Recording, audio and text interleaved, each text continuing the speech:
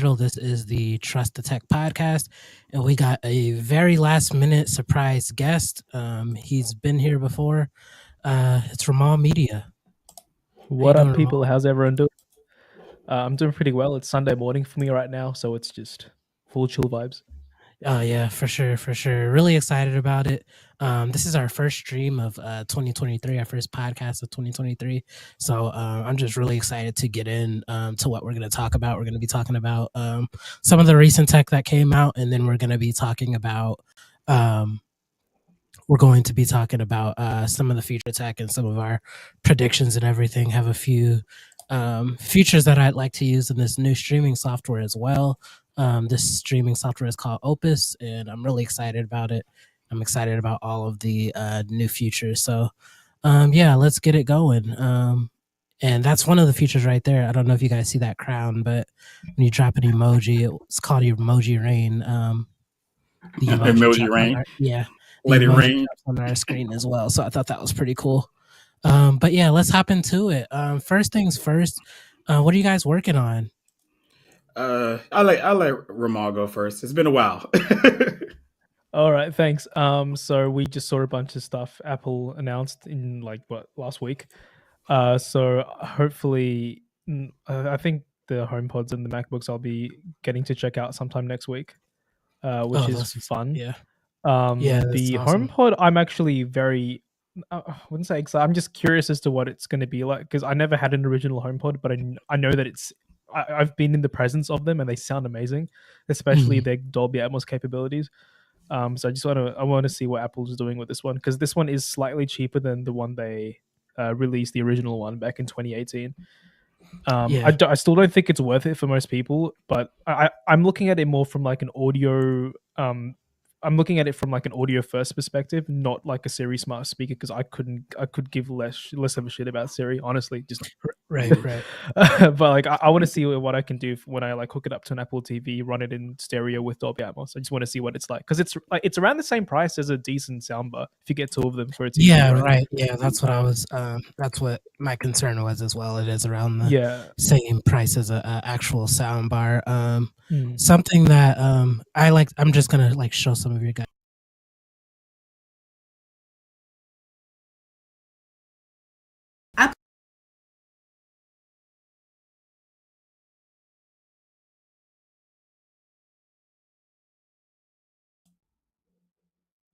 $2,000. Well, let's say that hypothetically you have a Mac Pro just lying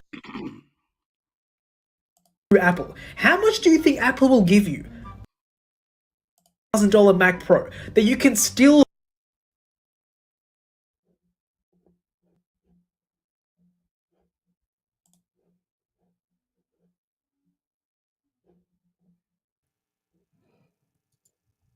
I think you're muted. Yeah, am I muted? Okay, you're good now. You're good. Hello. Yeah, sweet. Technical difficulties. That's how we roll. Yeah. No, the Mac Pro trading, that was funny. I think David Amell was the first one who pointed that out on Twitter. That's just funny. Yes. Yeah. Yeah. But the new MacBooks are very exciting. Well, not very exciting, but I'm curious to see what Apple's going to do with the M2 chip in that particular chassis, because I'm wondering if the 14-inch is going to overheat with the M2 Max, like the M1 Max and the previous 14-inch, because that was an issue. Because the M1 Pro and the 16-inch was outperforming the M1 Max and the 14-inch, because the 14-inch didn't have the proper thermal envelope for it. But I'm wondering if that's going to change. But it's a very minor update overall, not that much to talk about there. I got you. What's up, Sean? Yeah. King Sober in the chat. Well, as far as me, I'm actually working on a Pixel 6 video. Like after 1 year later, I guess I'm going to revisit that, because I did tell my audience that I was still going to cover the Pixel 6, because, one thing about a lot of the audiences, they don't really upgrade like we do. So, and once the new product come out, we kind of like forget about the old product and just leave it alone and not go back and visit it. So I kind of feel like I'm going to keep doing that year on year. But I'll only do like the generation under it. So once the Pixel 8 come out, I will cover the 7 and the 8. I don't think I'm going to keep going like all the way back to the 6, but I will revisit the 6 after a few years, because I definitely plan on keeping it. And I'm also working on another video. Mavoid sent me a treadmill, and Oh I yeah. just finished that video. Yeah, so I'm reviewing that right now. Actually, I'm finished it. Probably going to launch that sometime soon or whatever. But I just waiting to hear back from them real quick because it was a feature on it that I'm pretty sure they wanted me to show off, and it just didn't work. So I was trying to see if I could get some clarity of trying to figure out how to get it to work, and if I can't, then it's going to be in the video, and I'm just going to say I probably got a faulty unit or something. So I that's got what you. I'm I got you. working on. But I did Uh, want to say something real quick though. It was just kind of funny though because I guess somebody hit me up on Twitter and was like, "Can you talk about other stuff besides pixels on your channel because not everybody has a pixel?" And then I don't know how to tell him that I have a pixel channel.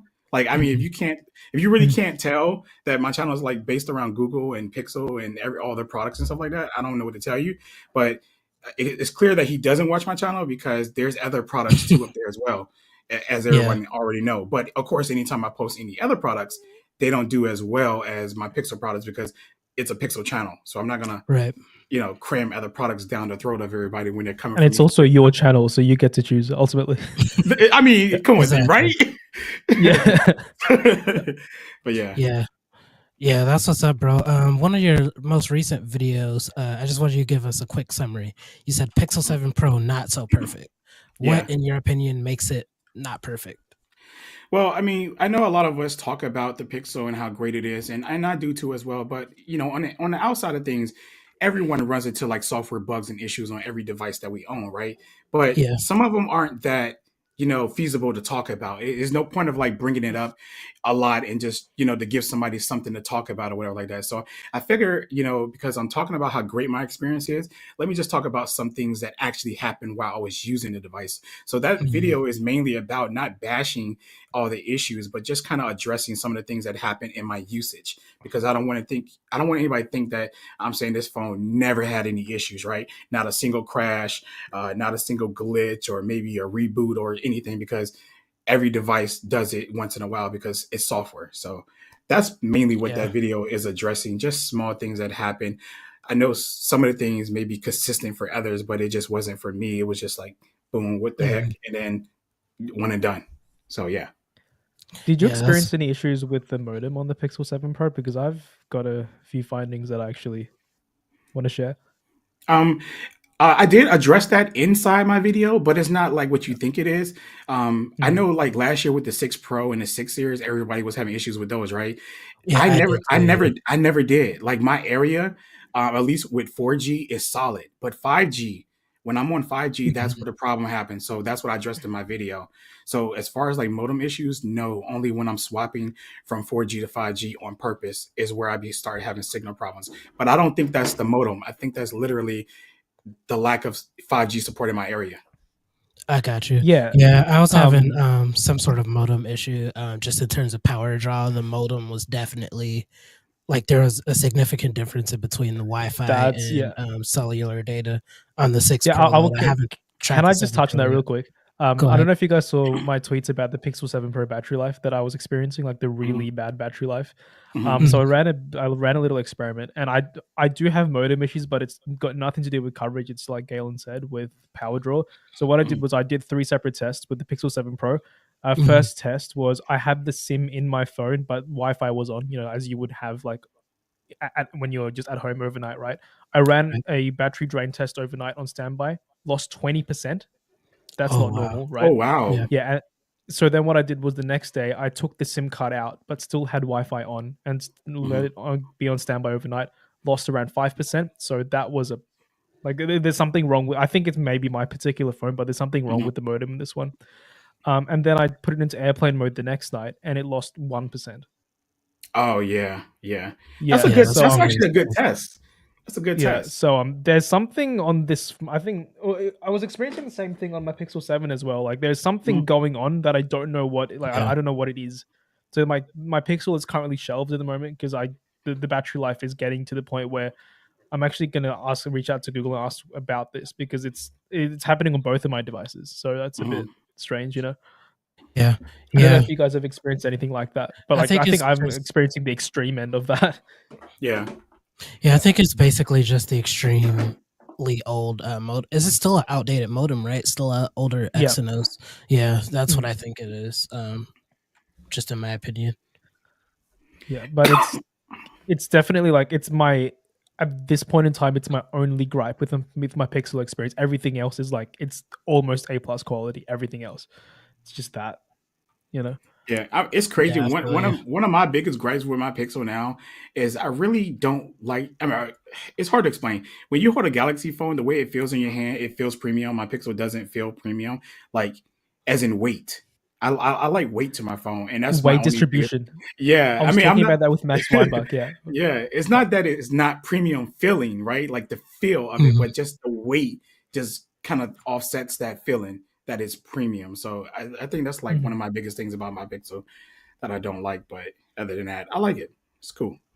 it's a Yeah, nice that's what's phone. up. So, yeah, let me hit some of these comments. This is crazy. 3 hours of screen on time. That's low. King I Oh also yeah, Sir. think Samsung's fabrication has a lot to do with this as well because they're using Samsung's fab and it's not doing them any favors at all. Yeah. Yeah. to talk about his 3 hours, he recently updated to the January patch, and it just pretty much demolished his battery experience now. So Mhm. I don't know if he reset the phone, reset the usage and stuff. I think he did reset the usage, he said, but I don't know if he did a full reset on the phone. But normally sometimes that helps, but somebody shouldn't always have to do that as a fix or opt into a beta for a Mhm. fix. I think that Google addresses their issues too slow. At least for the to nerd community, because we're the only ones that care about that. I'm gonna be honest with you. The average person, like if Yeah. my mom had his Pixel and it drained like that, she wouldn't really care. She'd just plug it up and just live her life. She wouldn't even know that her battery is draining because it's just something that she doesn't care about. And that's just most average people. But I think the tech community, us, is the ones who care about this the most. So I guess that's why it's a big issue that people talk about battery life, because every time a phone come out, Mhm. the first question everybody asks is battery life. I don't care about battery life on phones because I'm not a heavy user. I use tablets and other things and try to stay off my phone a lot. So it's just my usage. Yeah. Have you guys Mhm. noticed a difference in battery life between the 6 and 7? Um, yeah, I have. Yeah. The seven's better. Seven Pro is better. Yeah, my For How me, at 7 so? Pro least. was good until the modem issues started. Like it was good for the first couple of months, and then I did a reset, and then the issues started happening. Be I don't know. be right back, Yeah. guys. Yep. Problem. No problem. So yeah, one thing I want to talk about is the Nothing Phone 1. You got that around the time it came out, right? Yep. Ramal? Right here. Oh yeah, It's that's what's actually up. it's unironically a really good phone. I actually do really like it. Yeah, so that's been huge in the States. I don't know if you saw like they released the The beta beta program. and the Mhm. beta program. $299 for the phone and being part of like the Nothing OS beta. I feel like that's definitely worth it. That's a For like steal. the Like specs it. of the phone. Yeah. I mean, I don't know if this is a controversial take, but if the Nothing phone for you works on your cellular bands, because I don't think it's supported on all the cellular bands in the US. But if it is Mhm. supported, and if you don't care about the cameras, I would get this over a Pixel 6a. Like I I would get got this you. over a Yeah. Pixel 6a. If you don't care about the cameras, So how much was it when it first came out? Wasn't it 490 or 399? it was like no, it was like around the US equivalent of 450 to 500 US dollars. So it was a little Okay. expensive for like I think that was a little overpriced for what this is. I think it should have been priced around 400 US dollars. I think that would have been nice. But for $300, this is like a no-brainer just to even just test out like $300 for this. That's I insane. got you. Yo, what's up, BG Tech Life? Definitely got to get BG on here one day. It's really cool, dude. Days one said he's getting 7 hours of screen on Mike, time with the you 6 silly. Pro. Put up Mike's comment because this is so true on Twitter. If you see it, Nothing this is so Phone true. 1. The device where iPhone haters compliment the design, and it's so ironic. That's pretty funny. Yeah, it is. It is. And I feel like a lot of people are really hating on this Hey, phone. Hawks. It's getting like much hate like the Pixels are, but I think it's a nice looking phone. I think the design and everything else or whatever, it's just another phone on the market to me. The Worth checking out for some people and worth not for some people, I guess. The yeah, really yeah. unique thing about the Nothing phone is that it provides what is essentially a stock Android experience at a low price Mhm. point, which you don't Yeah, get in any other manufacturer except for like maybe Google. Google. yeah, That's And that's pretty like, much it. and the software experience on this phone is like, I would say it's just a notch below the Pixel because it doesn't have that like the Pixel has that insane buttery smoothness that no other smartphone I've ever used can match. This Yeah. doesn't have that. Yeah. But apart from that, this is like as close to stock Android you can get with like an extra layer of customization. Like I have a custom icon pack there. But it's a great phone. Like you can't deny that it's a great phone, especially for $300. Like that's insane. And you know what's so crazy? I think I think it receives a lot of hate, Nice especially flashlight. because of the design of it. And if you think about that, that phone would turn more heads than anybody holding an iPhone in their hand. Period. Oh, for sure. You know, and I think that's like, you know, the hardcore people who love iPhones, just they don't like that. You know, they're gonna like, well, I need that. I'm gonna put my phone down a certain way or whatever. But you know, if I have the Nothing One phone, I will put my phone face down. As a matter of fact, I put my Pixel face down now. That's how I put all my phones down. I put them face down. That's just how I hold my phone. I don't know. I got used to it back in the days when we had the flashlight notification on Android, which, well, at least I also do it for Pixel did. privacy reasons as well. I don't want And- people yeah. seeing my notification. Exactly, and that too as well. So it's always face down. So just having that design to look at, just at a dinner table or whatever, just will look so good.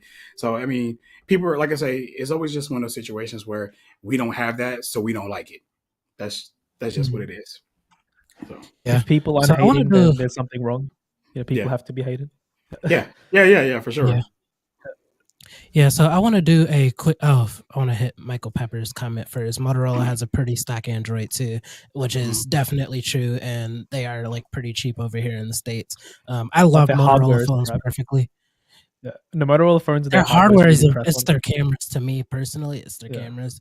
Their hardware is pretty decent in my opinion, but yeah, I kind of want to do a poll. I want to see how many people would actually pick up the Nothing Phone one. So I'm gonna start this poll. For those watching to answer to this poll, just put yes or no in quotation marks, and it will start a tally. So I'm gonna start that now. Mhm. Would you pick up the Nothing Phone 1 at $299? And to be honest with you, I'm going to get that phone eventually, but it's not like essential that I get that phone. But I definitely want to get that phone for Okay, sure. That I feel like it's a good collector's phone.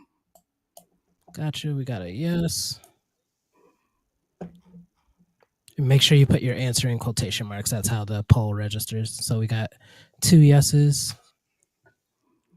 I mean, I think that if I Hey, Mike, if you I, right? 199. Yeah, like, if I recall correctly, I think the Yeah. reason Nothing's doing the beta program is so that they can test like the cell service coverage. If that's is that why Mhm. they're doing it? Yep. Probably. So if it works on your like plan, then I guess it's just like what the hell, might as well try. Yeah, we got- true. Looks like we got 4 yeses and 1 no so far. 5 yeses. So looks like majority of the people watching this would definitely pick up the Nothing Phone. It's a hell I mean, of a it's lot really better no than an reason iPhone not SE. to. Yeah, right. Yeah, I definitely think it's like one of the best values that you will see in 2023 now. It's not a lot of Yeah. phones that hold value that well, except for probably Pixels. Especially here in the US, like overseas, like in the European market and the Asian market, you could definitely get your Xiaomi, Oppo, different phones like that. But over here, it's so saturated that you don't really It get is. good value unless you import from overseas. And that's what I hate about being here right now is like all the big players, well, all the players that we normally had are pretty much dead. And if it wasn't for Google coming back swinging with the Pixel 6 series, we'd still be Apple and Samsung all day. And Yeah, that's your only choice. That's our only choice. And, you know, when you get tired of Samsung and then you get tired of Apple, then there's nowhere else to go. yeah, So- yeah. I agree with what Michael Pepper's text said here as well. It's basically a Kickstarter method. Allows them to get more information on what people use the device. If they have bugs, they'll take a loss for the data gain. That's super true. They're basically just doing this to make the Nothing Phone 2 a lot better. Yeah. And I'm all for it because I like because I don't know if you guys have seen the videos that Nothing has with Carl Pei like in them. Like he seems like a very grounded person. Like he Yeah. understands Yeah. what he's doing. He understands the limitations, the benefits. He understands everything. Like he's looking at this through like a very surprisingly unbiased eye, considering that he's the CEO of the company, right? I Right, really he's a respect that about him. consumer. He's a consumer oriented person. You could just like tell just based on like different interviews and things that you've seen him with, and he's just a really good people person. Definitely. And So because of that, I think that's why his product one day is going to blow up. I can promise you, if he keep that up and keep the support up and listening to the customers like he is, he's going to blow up, and he's going to be a sleeping giant. Nobody's going to even pay attention. They're not even know what's going to happen. So do you guys see nothing getting success in the Western market? So in the US and Canada, do you guys see them getting good sales over here if they were to come to US carriers? For the price, yes, but not Yeah, I like agree. not for the name, because we know here in the U.S. The That's reason true. why most people actually own an iPhone is because they're financing it in the first place. Because I doubt if Apple would be so dominant here if people had to buy the phones outright. And the reason why a lot of these phones and Samsung phones sell even more here in the U.S. because they're cheaper phones, the A series, are on carriers for like $89 or $100, and when people walk into the store, their decision is price. It's not really the Yeah. phone, but more so the price. But the people who know they want a Samsung phone and a flagship one that they've seen in a commercial, or people who know they want an iPhone, they can just finance it. And they know they could walk in there and drop $125 and walk out with $1,000 phone. And yeah, so Yeah, I think Yeah.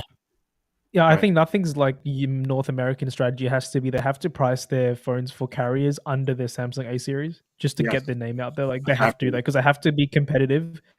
Like they have So to be better, but also less expensive than the A series for people to so actually understand and notice them. yeah, my question is how much of like the build quality and design can like how much will that like play a factor in in-person marketing like with consumers? Because I feel like if you go into a store or Best Buy, pick up a phone, turn around the back and it like lights up at you and you can like see the insides, like I feel like that's enough marketing in itself It is. for a lot of I people, mean, like especially you like have to feel this phone. Like if you feel this phone, it's a nice feeling phone. It feels nice. Mhm. Like this feels better than any plastics phone that you can get from Samsung mid range, and even like Right. it also looks nice as well. It's got symmetrical bezels. Like it has that kind of flagship quality, but like you can tell it's not a flagship, but it's not to the point where it's like very budget in its build quality. Like you can tell Mhm. it's like a step above everything else at this price point, especially. Yeah, for sure. Yeah, I agree with that for Yeah. sure. So yeah, Yeah. let's hop into the Apple devices that we saw earlier this week. So let me pull up an article and share my screen. Okay, so Apple announced the new MacBook Pro, the 14 and 16 inches with the latest M2 Pro and M2 Max chips, which will give like a 20% performance increase and 30% faster graphics. The laptops can be configured up to 96 gigs of RAM, which is absolutely bonkers. I don't know who needs 96 gigs of RAM on a MacBook. Patar actually sent People me who a do picture. 3D renders. Yeah. Right, yeah. Patar like sent me a picture. Literally just of, like, people who does the renders and stuff. Yeah. that's literally it. Like Yeah. nothing else. Like you do not need all of that RAM. That's absolutely insane. Is this something that you guys would pick up? If I had the money, and I'm gonna say that, if I had the money, no, nah. I do think it's overkill, and I think I'd just be wasting money because my current custom built PC is 64 gigs, and I don't even use half of that because when I'm video editing or photo editing, I literally Yeah, just probably have a music app open and that app, and that's right. it. I'm not a person who's have like 50 or 60 apps open just because of the fact that I can do it or whatever. It's just, I think that at a point with these computers, a certain limit of RAM, like 8 gigs, is stupid. But I think like 16 or somewhere between 32, or even like if they did 20 something, would be a good base for most computers. But Right. 32 will The probably M2 Pro be, should have started at 24 gigs of RAM. Should have started at yeah, 24 gigs of RAM. yeah, and that's what I'm Yeah. getting at, because that, Mhm. like, I don't feel like, especially with the M1 chips and the M2 chips, I don't feel like you need that much RAM. I can't imagine somebody with 96 gigs of RAM. What are you going to do? Open up all your applications and then go edit a video? I mean, is that your plan? Like, what are you really doing with that? Like, Yeah, right, it's right. crazy. And especially know? because I also Apple call does bullshit on support- people who say like future proofing. Like you don't need 96 gigs of RAM You for future you proofing. Like, you come on, don't, I- you don't need bro. it. Yeah. I've been having 64 for 5 years. I still haven't used it. So future proofing for what? Like for what? Only thing I got to update in my computer now is probably my graphics card, because when you do custom built PCs, the thing that you want to upgrade the most is probably the graphics cards if you need to. Yeah, I agree. Because, I think yeah, I think all consumer tech should start at 16 gigs as 16. well. Eight is Well, too low. in depending on the price, 2022. but for the prices Apple's charging, 16 gigs sounds definitely fair. Yeah. Yeah, But for sure. Apple prices for sure, 100% sure. Everything they sell needs to have 16 as default.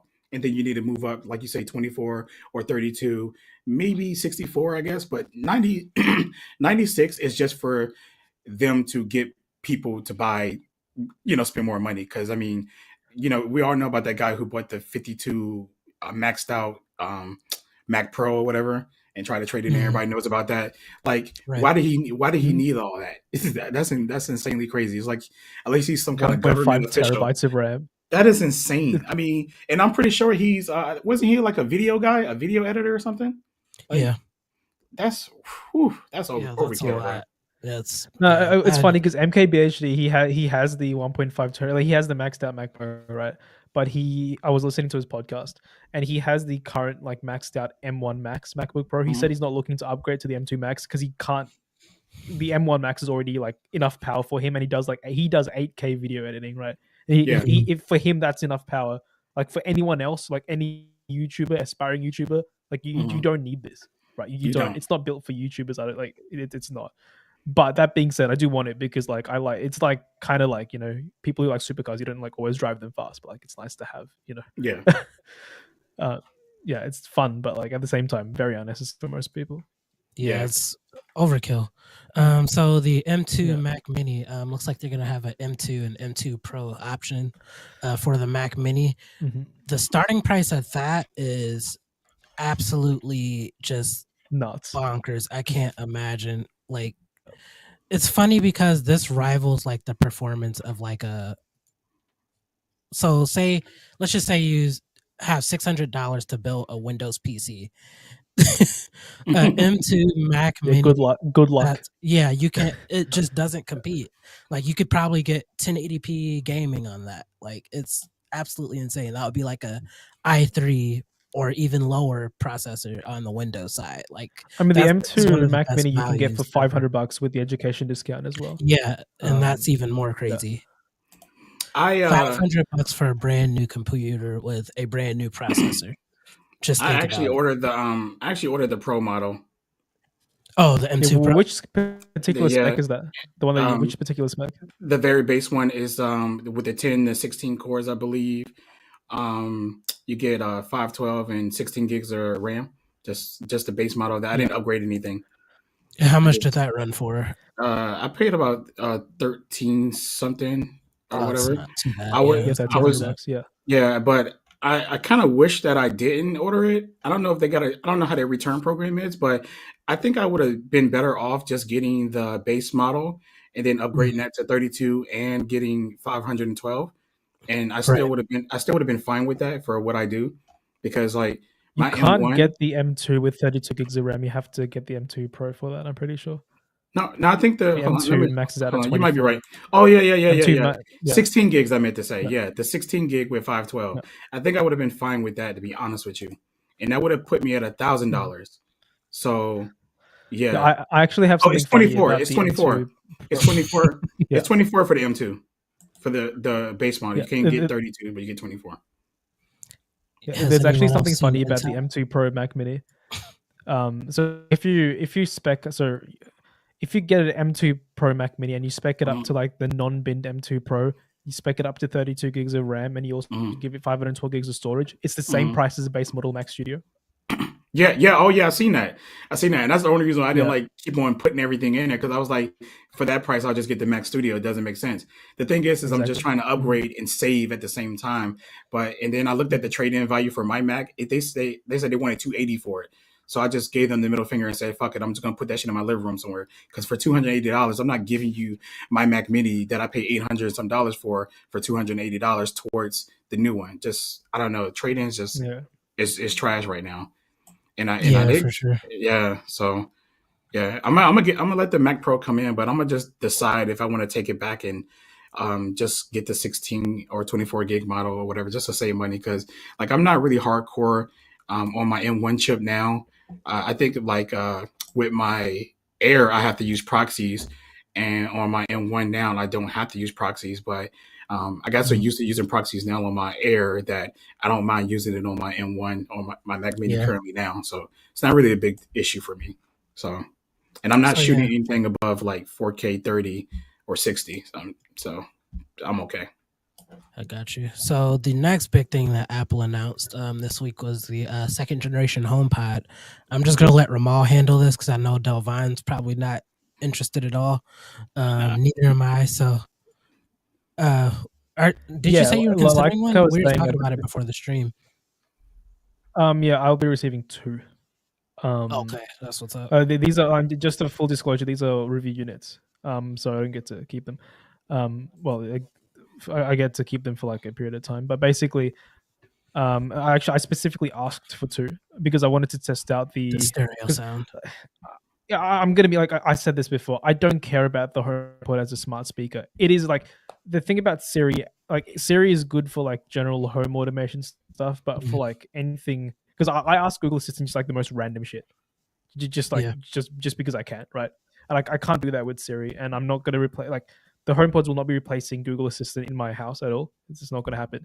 But I like I said before, the HomePod, the big HomePod for me, the way I see it, it's an audio device first, smart speaker second. So I'm just really curious to see what it's like in a TV or like an entertainment setup where I have 2 of them in a stereo setup with Dolby Atmos, because it's the same price as a decent soundbar. Getting 2 of them it's literally the same price as like a decent like a good Sonos soundbar, right? I'm just curious to see what it's like, because I have heard the original HomePod before in a TV setting. It sounds incredible. Like it does a surprisingly convincing job of Dolby Atmos with like the whole spatial audio stuff. So I'm just curious to see what it's like from that perspective, because the Apple TV 4K, the new one, also supports eARC through like new TVs. So you can use the HomePods as your general TV speakers by using the Apple TV as like the eARC kind of bridge between the two.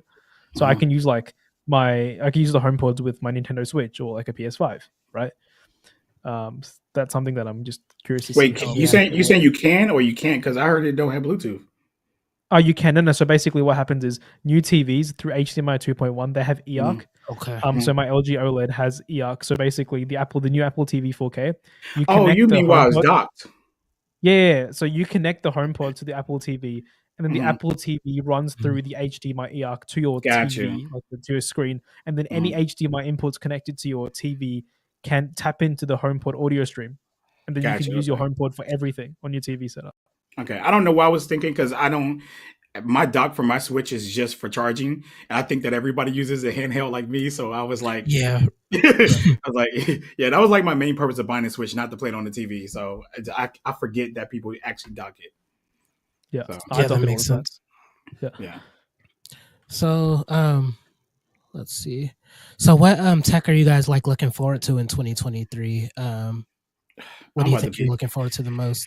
I'm gonna go first real quick, because I'm about to be broke in 2022, 23. Because I could tell you right now, man, I'm interested in the Fold 5, the Pixel Fold, the new Pixel Watch, because I know they're gonna make a bigger size. It's impossible for them not to. And what if they don't? Hold on, I just want to hear what you're gonna do if they don't. If they don't, I ain't buying it. It's just that simple. There's no way you're not going to sell me twice on a small watch. I'm just going to pray that like the TicWatch actually makes a watch with Wear OS 3, because if TicWatch had Wear OS 3 right now, I think I would probably use that over this Pixel Watch. But right now, the Pixel Watch is 100% my favorite watch on the market right now. So it's hard to put it down. But interested in that. I'm interested in their tablet with the speaker and the hub, which I'm probably going to end up purchasing 2 of those. I didn't even realize that I have a tablet in every room right now in my house, which I was like, when I seen it, I was like, damn, Google must hear me because I literally have like my iPad in my room, my Galaxy, two of my Galaxy Tabs, one here and Yeah. one in the living room up there, and I use them, you know, just like I use any other tab. I put on a movie or YouTube or whatever, or I draw simultaneously on all of them because I be sending my files to Google Drive, my backup files, so I can just pick them up and start drawing on whatever program I'm using. And so it's pretty cool. And I want to say, oh, and I was interested in the new Macs that are probably going to come out. Like I thought they was going to drop an iMac, and but I guess not. I don't know. So I'm just going to go ahead and get this mini and just say, fuck, I'm tired of waiting. I've been waiting like a year and some change now. So I got you. yeah. Okay, I guess I'll go next. One thing I was interested in, Ike actually just like posted it yesterday. Now, me, Delvine, and Ike may be the only people who buy this, but I think it'll be worth it. The Mobvoi TicWatch Pro 5? Yeah, 5. Yes. I am super excited for that. Me Just too. because I feel like just Google needs the competition, especially in the Wear OS space right now. It's basically only Mobvoi, Samsung, and Google right now because Fossil isn't really doing anything. They are amazing, amazing They are. battery life, very fluid Wear OS, very good performance, but the haptics are absolute trash. They literally feel like a toy. Like, it does, man. it's Like pretty the bad. old Whole Xbox watch and PlayStation shakes on your controllers. wrist. They just go, Oh. bro. Like you can feel Terrible. it bouncing up and down on your wrist when it Wait, vibrates. so It's that it bad. has like, I'm guessing, a rotary haptic engine instead of like the linear Yeah, one. that right. you Yeah, get in the newer yes, ones?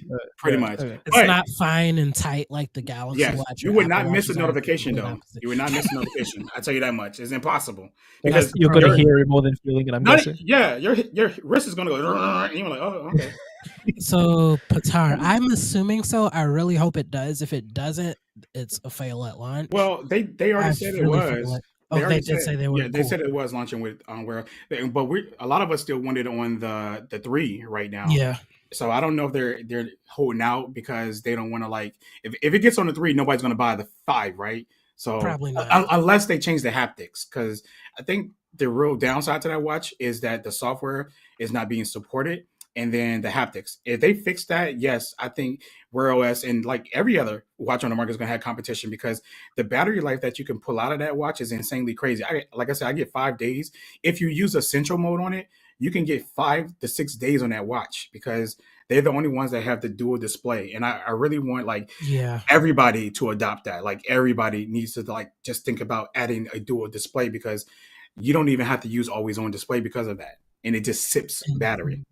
have you seen how that works, Ramal? Have you seen the dual display? Yeah, on the there's like watch? there's like a separate really low power display that's like sits on top Yeah. of the normal one. If It works I've seen it. really Like and like you get, I've heard that you get like stupid battery life, like insane battery And life. Just well, with Delvon this was saying display. it has essential mode as well, so you could basically have Yeah. only the low powered screen on, and it will still like track your fitness and all your like general basic information.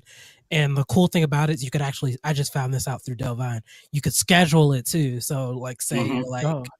so say like 10 p.m. to 8 a.m. you could like schedule it so it'll go into that low power mode and not use any AMOLED screen or any Yeah, Wear But OS it'll still features. like do sleep tracking and stuff. So with it the- does. Yeah, right, yep. Your calories, your sleep tracking, and your heart rate. So just in case something does happen to you, it will wake itself up, vibrate to let you know that, well, it'll try to attempt to wake you up. But like I say, the haptics will wake you up, not attempt. They will wake you up because it vibrates like stupid crazy. But yeah, Yeah, and insane. like you said, you can schedule, and that's the best thing about this watch. No other watch that I can think of that does that, but it literally gives you all your health stuff while you're asleep. And when you wake up, if you put it in sleep mode at 90% battery, you're going to wake up to 90% battery or 89% battery. It literally takes away no battery overnight, which is insanely crazy. So, and depending on the type of person you are, this is why I say you could get 5 to either a week out of it, because if you're somebody who actually goes to bed at like regular hours, like normal people, let's say around like 8-9 o'clock, then you can schedule your watch to turn off into essential mode around that time Yeah. and save you a ton of battery life. And then you wake up at 8 o'clock in the morning or 7:30, whatever, you could have it turn on right before you wake up. And therefore the alarm on it, if you got an alarm set up on your watch, it'll go off as well. And then it goes back into that mode.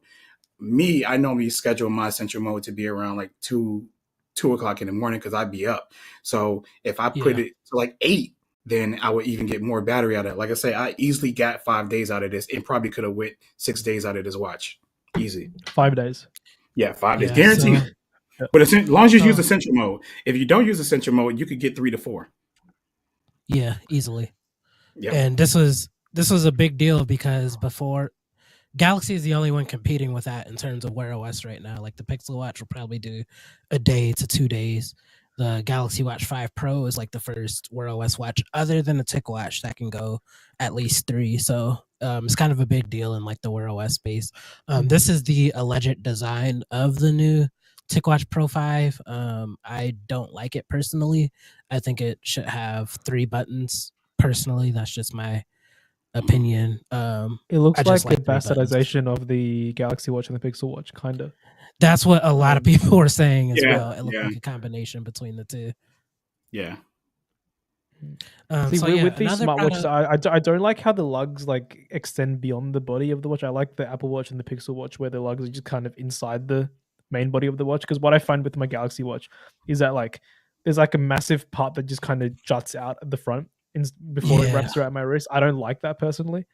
It's easier to like there's like more band compatibility, but if not for that, it's not like something that I would personally prefer. I like the Pixel Watch and the Apple Watch band kind of seam on the body of the watch, if that makes sense. Yeah. Yeah, I mean, for sure. I just like it because it's round.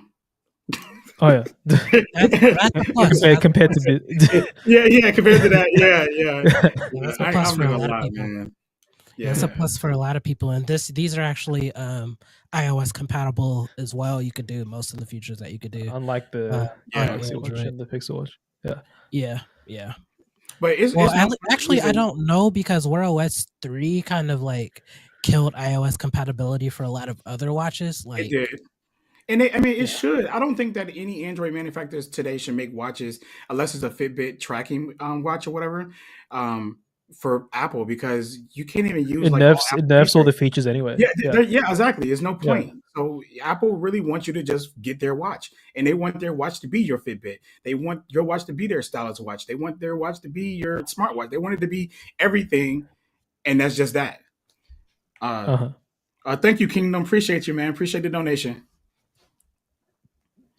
my man. But I think that's what they want. So I just feel like I think like Android manufacturers who's making these smartwatches for Android phones need to just focus on Android and refine the features on that platform, period, and just let Apple be in their own realm. They're competing with themselves anyway, so let them compete with themselves. Because I mean, to be honest with you, people who like Android are going to buy Android. People who like Apple are going to buy Apple. I mean, every year you're going to get a few that's going to change over to one. That's just how it works. So yeah. I mean, like the way I think about it is, if these Android smartphone manufacturers are giving features, like if they're giving compatibility to the iPhone, but at the expense of some functionality with Androids, then I'm against it. But if they're like if the option is out there for iPhone users who want a circular smartwatch, I guess they should still have that option, but not at the expense of Android users getting nerfed Android features if the iOS compatibility much, yeah. results in Yeah. that. They Yeah. basically Because just like give you there the are essentials. no round smartwatches for iOS. Like you can't like get one for iOS unless you want to get like an older Galaxy Watch, but I wouldn't recommend most people do that. Or like the in between like fitness tracker smartwatches, kind of like the Amazfits and the Yeah, OnePlus watches, things like that. the OnePlus watch, I wouldn't again- consider that to be a smartwatch. It's more that's a glorified fitness tracker. It's not a Yeah. smartwatch in my opinion. We could Yeah, argue I- that, but I'm gonna be honest, Yeah. man. If Apple made a round Apple Watch, I would be using an Apple Watch on my wrist right now, like hands Really? down. Yeah, it's literally like what's really literally holding me back from that watch is like the ugly design. And I'm not trying to come at anybody in this stream. I'm just not a fan of any square watch made in any nation, any part of this world on this planet. I just don't like square watches. They just don't fit.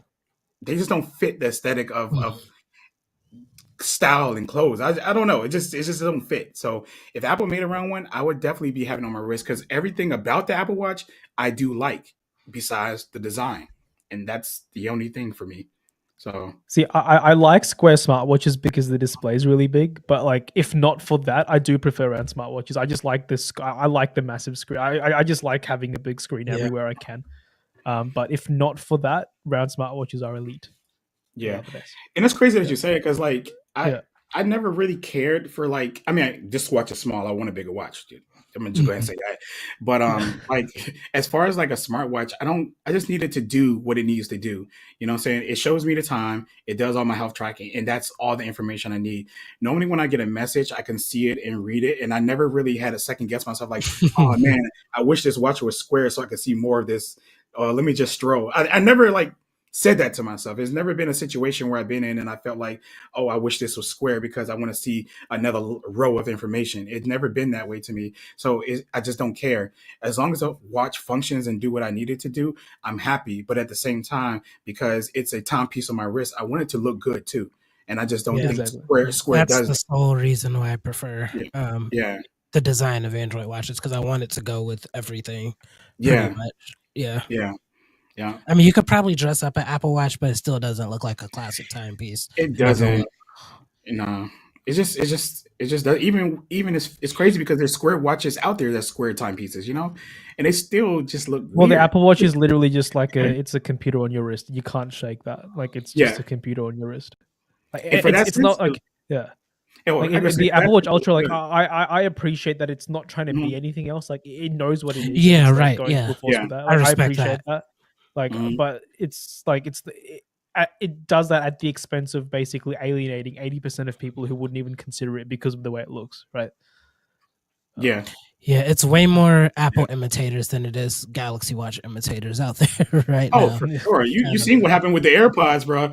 When the first AirPods came out, we started seeing stem headphones everywhere. I was like, oh gosh, not those. No, what people Man, do, what companies do is they clown them, then they copy them. Like that's like it's rinse and repeat every single time, every Yep. single time without fail. Yeah. yeah. So yeah, another product I'm interested in. I keep seeing leaks about new Galaxy laptops coming out, like Oh, the with Book 3, the Book 3 Ultra. That's really what I'm with the looking at. 30s, with like a 4070, was it? Like Yeah, something stupid. that's what I'm looking at because I have the Galaxy Book 2 Pro 360, which was like their super Mhm. high end. It doesn't perform well, even though it's like their most high end device, because it doesn't have like a dedicated graphics card. And that's something I'm like really looking forward to, is a Galaxy Book with a really good graphics card and just really powerful processing, so I could get some gaming and work done.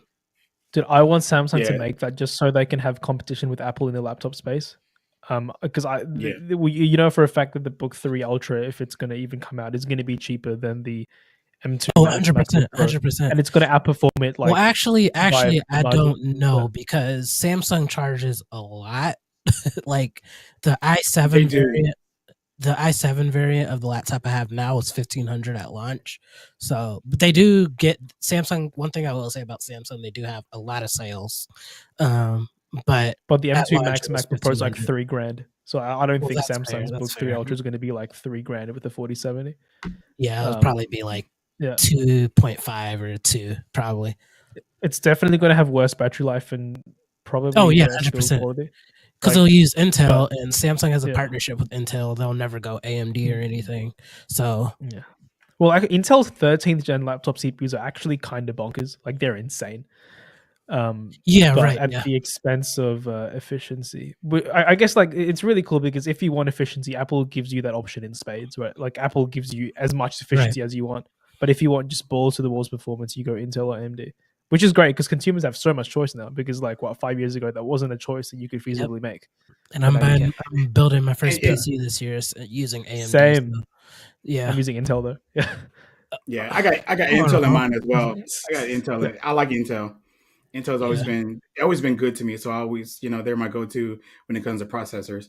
But I did want to say this. It's funny how we talk about these laptops all the time, but we just never talk about any of the basic stuff that they do. We always come at it as a creator. Like we Yeah. know like a lot of people are not Yeah. buying laptops To for that video reason. edit. Yeah, because we just get tied up into being creators so much that everything got to meet creator standards for us to say We're it's a all good up in laptop. our own heads. Yeah, we are, we Yeah. are, because all of us have family members, right? And just think about your mom, your granddad, your cousins, and what they actually use their laptop for Yeah, compared to what you browsing. use it for. And like a lot of that stuff that we talk about is really overkill for them, and they don't need it. But we would still try to talk them in getting it because of what we know about laptops, right? Like my mom, I recently got her a M1 Air, and I only got her one because I just got tired of her. Oh yeah, and I'm gonna just let you know she's not really liking it right now. She's used to Windows, and I keep doing this. I keep doing this to my mom. I keep buying her stuff that's from Apple, and she complains because she's used to what she used to, and she Yeah. complains. But I told her I'm not taking that laptop back. You're just gonna get used to it because my mom keeps buying now. Not me. She keeps buying these cheap laptops that will Oh. break. Like if it will break if you put it in a bag. Like if you put it in a padded bag, it'll just crack in the bag. And then she comes to me and she calls me up and she be like, my laptop messed up. And I'm like, Mom, oh my God. And then like That's how they it's are. slow. It loads, I just wanted to get her something. And I think the Mac was a good price or whatever like No, that. the M1 MacBook Air is just like it's just legendary value. You can get it for like $800 Yeah. brand new, right? At this point, Yeah. Mm-hmm. like it's Yeah, it's just a good it's go-to the laptop. go-to option. Yeah, it's the Yeah. go-to option. That's the first thing that you would suggest easily. It's Mhm. not like debatable either. Like you could probably look at like a Lenovo or something. That's a good bang for your buck, but it's so much easier to just say, "Hey, go get a MacBook Air," because it's been No, that way for a solid. it's so funny 5 though because years. with Apple Silicon Macs, it's like they're either stupendously good value like the Mac Mini or the M1 MacBook Air, or they're just like just really expensive. There's like no in between, which I find hilarious. you, Like Trent. usually there's an in between. There's no in between. Yeah. It Yeah. ain't, man. My mom's just horrible with stuff, and I just want to like give her something I feel like that would last. But like I say, she don't like new stuff. She likes what she's used to and stuff. So Yeah, right. I don't know. She's just gonna deal with it. I was gonna give her one of my Surface Pro, but I feel like that'd be too much. Her keep disconnecting and detaching the keyboard because my mom she actually uses a laptop on her lap. I don't know that many people that Have I you don't know that. considered giving her a laptop, like a Surface laptop? Because those are Yeah, like pretty yeah, decent. yeah, yeah. That's what I meant to give her, but I gave mine to my wife. So I know, like, if she really hates that Mac, eventually I'll just go ahead and get her Surface and get the Mac back and just like Mm. sell it or something and just let her have that because I know that she loves touchscreen. Like she don't even have touchscreen, so if her Mac has like mad marks on the screen Oh, as well, and that's one of the things that she really hate because she can't see. And like sometimes using the mouse up there, it bothers her. So Yeah. she'd be looking like this. She'd be like, uh, and touching the screen like that, it'd be so funny. But her screen be like extra big. That's how I got her Yeah. laptop up.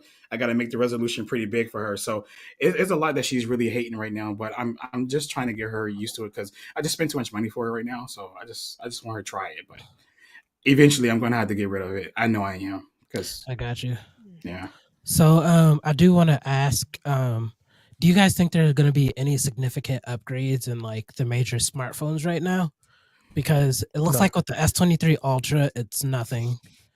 I really feel Look, like Google's gonna do like a all I'm Pixel excited for 6S is type of I thing. just want the Pixel 7 Pro and the Galaxy Z Fold 4 to have a kid, and I just want a Pixel Fold, please. That's all I want. That's all I want.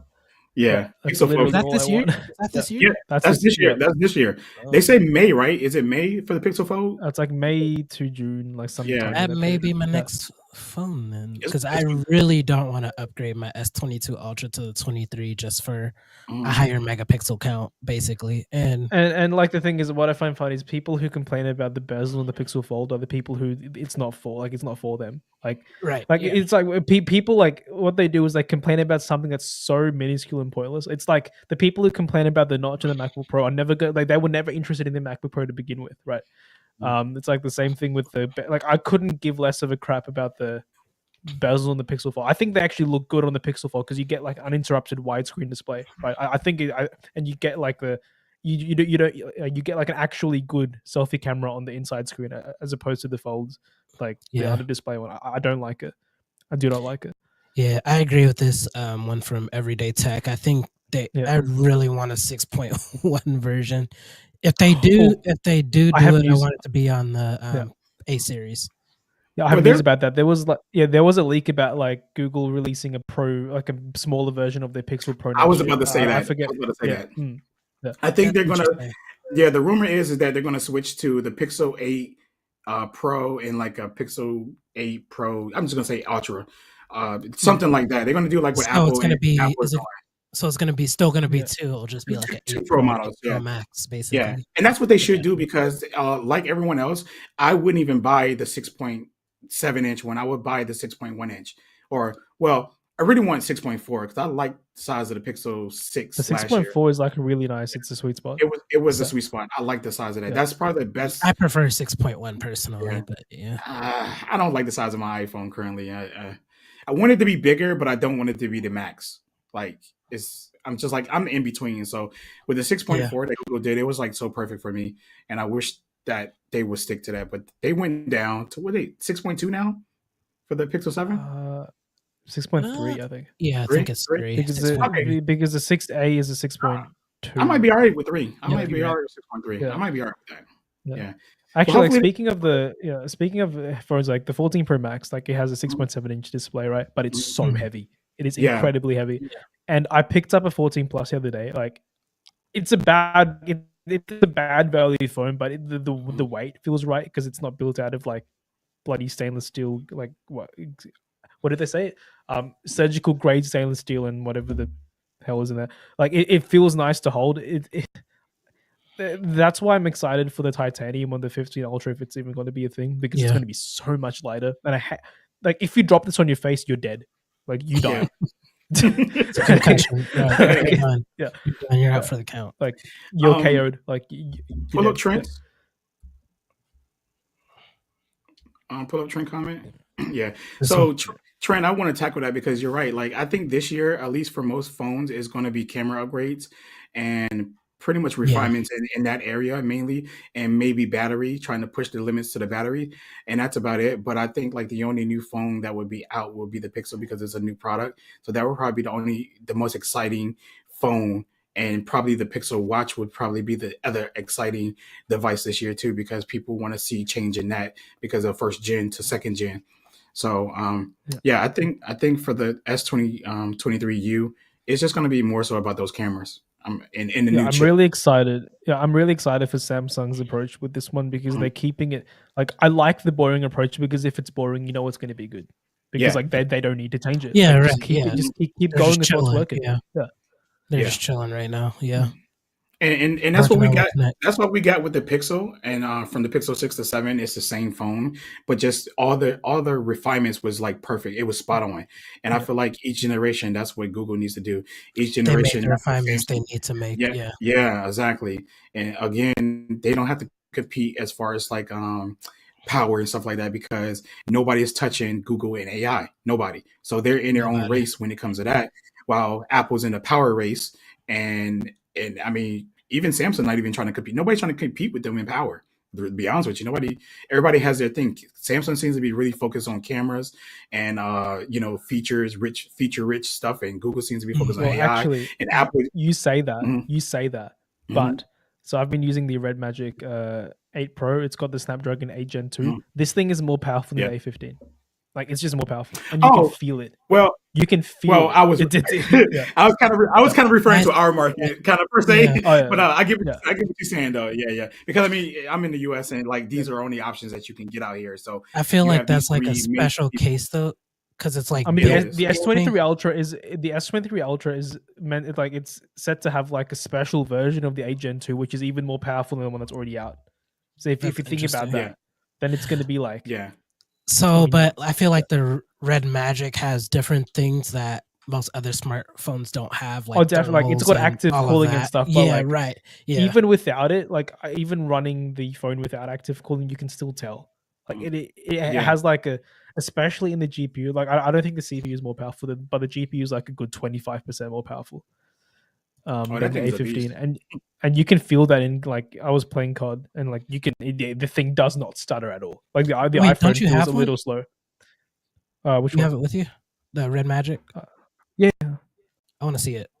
Oh, let me make your screen bigger.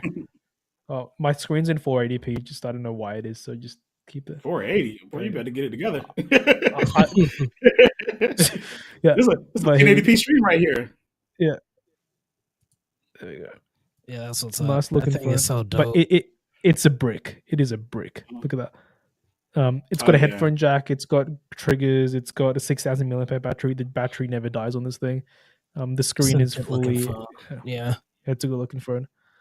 Yeah, That's it's got a crazy. little. That's crazy. I had a Yeah. guy. He was asking me about gaming on the iPhone and how he uses gaming on the iPhone and he wants to get a Pixel for gaming. But he's telling me that gaming is really important to him. And I'm like, why are you looking at these two phones? Why aren't you looking at a gaming phone?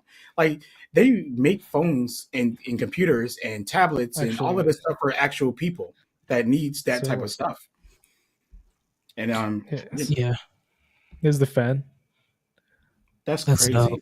Yeah. It's 20,000 Wait. RPM. It makes a huge difference. Oh yeah. I seen Floss reviewing that jank. That jank was crazy, bro. Yeah. Have you tried remote play with it? The PlayStation remote play? No. Or do you have a PlayStation or Xbox to try it with? No, I don't. I do have the controllers, but not the actual consoles. I got you. Yeah. I'm curious to see what that experience is like because I bought like the little attachment, the Razer Kishi, and I use it like all the time to play my Xbox games on it. Oh, I used Xbox. Yeah, I used what is it? What's it called? Game Pass, xCloud, Game whatever Pass. it is. Yeah, Game Pass. Yeah. I used that on the on my iPad like last year, but I haven't really touched it in a while. I got Just you. haven't had time for it. Yeah. That makes sense. I use Game Pass too, but only on my Xbox. So what? Yeah. So what do you guys think the iPhone 15 series is going to be like? How much of a refinement do you think it's going to be made? Do you think it's basically just going to be cameras, or do you think we'll get any? I want more reliable cameras. Like I need more. Like the cameras on the 14 have kind of got me thinking of switching back to the 13. It's a bit rough, especially with the over processing. Like the iPhone camera right now reminds me of Android cameras from a couple of years ago when they just cranked up the processing on everything. Right, because the iPhone used to be like it used to be the neutral benchmark for like what phone companies should make their like photos and videos look like. The iPhone videos are okay, but the photos are just like it's doing a bit too much, you know. Yeah, still. I mean, that's a hard pill for me right now because I'm losing more interest in iOS itself completely. So I really don't care anymore what Apple does with the iPhone at this point. Yeah. I was so happy when MKBHD made that video because that video was spot on. It was so spot on. It was, and I feel like he did it though to combat what happened in the blind test. How the iPhone always loses in the blind test, and I guess he needed to, talk about that explanation and stuff like that as well. So he gave out that elaborate video about it. But I think he is right for Google itself. That they got new processing chips and they just don't know how to handle it right now because they increase megapixels and stuff like that. So, and that's true. And I know that's 100% true because it happened when I was with Nikon. I had the Nikon D90. And then if you got the Nikon D7000, which had 16 megapixels, the processing chip that was in it couldn't really handle it. So you wasn't getting as sharp photos with the 12 megapixel versus the 16. And it took a while for these camera companies, because I've been shooting for a long time. It took a while for these camera companies to upgrade the lenses and the sensors, the processing for the sensors to actually get sharp photos. So now we're up at like 48 to 58 megapixels or 64 megapixels, and we can get like mad sharp pictures with these sensors today. So it does take a while for them to actually adjust to it. And I think that's what was happening with Apple and Google and maybe even Samsung, for that matter. But yeah, there's truth to what he said in the photography department for sure when it comes to that. So yeah. The Pixel 6 Pro. I'm really looking forward to it. Yeah, I'm looking forward to a periscope zoom on the iPhone. I want one so bad. Oh, that's a good suggestion because it's a big deal. It's a huge deal. I also like Michael Pepper text comment. He said he wants universal control on the iPhone, which I think should be like something exclusive to pro models to put a little bit of a difference in there between that and the base iPhone and the iPhone Max. I don't know, man. I don't really like how Apple keep on separating the software like that from their phones. I mean, the hardware is understandable, but software, I feel like, they need to have the same software experience across the board when it comes to stuff like why that. else name something the Pro if it does basically everything the regular iPhone does minus hardware? That's my thing. You know Well, what I I mean? Well, mean, if you, you look at Google, like they have the same software but different hardware. That's how they that's how they Yeah, distinguish well, the Pro yeah, from the yeah, normal one. I guess, yeah. exactly. Mm. And you're gonna get Yeah. the same experience besides that hardware feature that it just can't do. And they even triple And down. that was And Apple's whole thing. Like you saw, like with the SE, like back, it's the same software. That's something that most people. That's one of the biggest reasons why people iPhone users don't really care what iPhone they have as long as it runs iOS. But if iOS is different, then it kind of changes the whole, like balance of like why would people even want the iPhone if they can't get the if they feel like they have to buy the more expensive iPhone to get the iOS experience they're already used to, then like yeah, it kind of Mhm. sullies the whole image, in my opinion. I gotcha. Yeah, that makes sense. Yeah. So, is there any other tech that you guys are like looking forward to this year? Apple Wait AR till- VR headset if it I comes mean, out. I'm not into I'm that yet. curious to see what it's like. Like I've never you used said one, but what I'm now? curious to see what it's like. Yeah, The You said Apple what now? VR headset. the Oh, headset. yeah. I mean, it ain't something I would buy. I still think like HTC and Oculus and all them are probably going to be even better. Matter of fact, um, if y'all looked at the co-founder of Oculus was praising Sony for their new technology they got in the new PlayStation headset. So I'm really curious to see what that's like. And I didn't know that Sony was really going to take VR that serious anymore after the first VR because they didn't really Yeah. make a lot of games. I have it, and they didn't make a lot of games, but they did have some really good games. Like when I was playing Resident Evil 6 in it, I was scared. I was genuinely scared. I'm not even playing. You know, when you go see a scary movie, you're like, oh yeah, she's gonna run down a hallway and then the thing gonna jump out. You kind of like okay with that. But when I was in that headset, I was in the game. It was me, like me inside. Meaning that if I turn my head and I'm walking in a hallway, that thing can jump out. It is me right here. So the level of like the scariness was like 100%. I was in the game trying to stream it, and I have it on my gaming channel that I have, and I was streaming it, and I was telling my followers, I was like, "Yo, I can't do this anymore. I'm sorry." I stopped because there was an old lady sitting in a chair, and I'm like, I gotta walk past her, and I know something's gonna happen because she wasn't there at first, and it's just so crazy of graphic power that you got out of that because it made me feel like I was in that game. And Sony just took that stuff to the next level with the eye tracking in there now. It's insanely crazy with the eye tracking. So now Yeah, you can track it's with the crazy eye. where tech is coming. Yeah. And then Oculus is trying to rebuild their system for the Oculus 3. So I'm excited about that. And HTC is trying to get on that board. So it's crazy what VR is going to do. I feel like Apple is going to miss the curve on all of that because I feel like they're going to focus on how to connect that with their ecosystem and somehow connect that to get you to Yeah. want to buy it for whatever it is they want you to buy it for. But the core point of VR headsets is gaming. And I think Apple doesn't do gaming good right now. And I feel like they're going to miss it. That's why I'm just not excited about it. I think like the design might be good. I think like the functionality, they're going to have some cool Yeah. features and everything. But I feel like, this will be a first gen product for them. Just like the Yeah, Pixel it's gonna be. Yeah, it won't be. It's gonna be limited for sure. Yeah.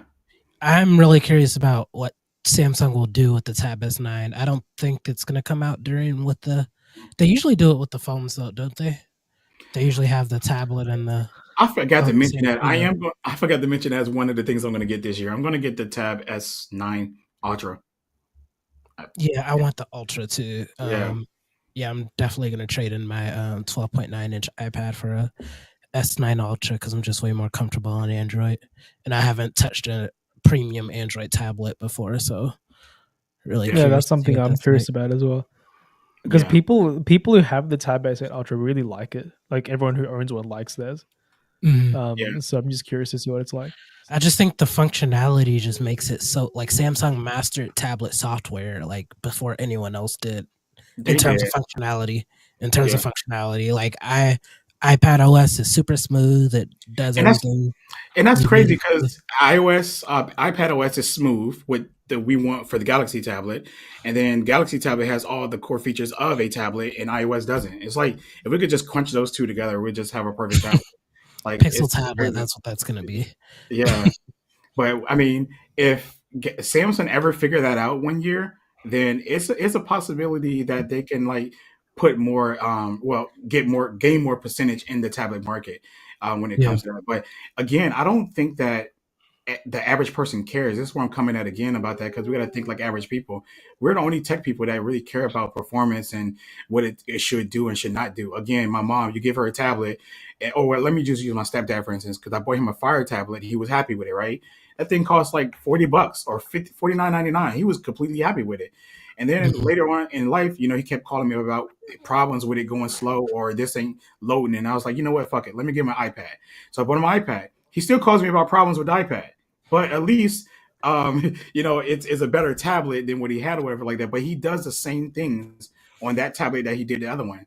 But we're out here complaining about we want a tablet. And I just had this conversation with Mike the other day. We want tablets to be computers, but then we want computers to be tablets. Or at the same time or whatever. And I feel like a tablet need to stay a tablet, but I feel like it still need to have some type of computer-like functionality, exactly what Dex is doing.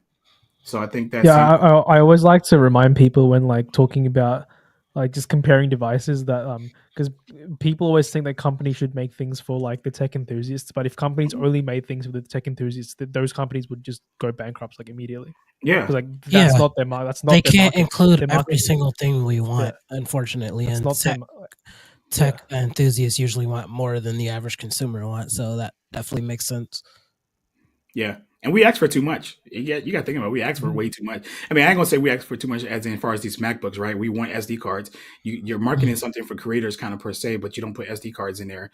You take away, ports and stuff, and that's important. But those are understandable wants from regular people. But sometimes we just want way too much for a lot of this tech that we ask for. And it just doesn't need to be that, because there's something else that does that for you. I get like my biggest complaint is that I didn't like MacBooks because they didn't have pen support and touch support, but there's other products out there that do have it, right?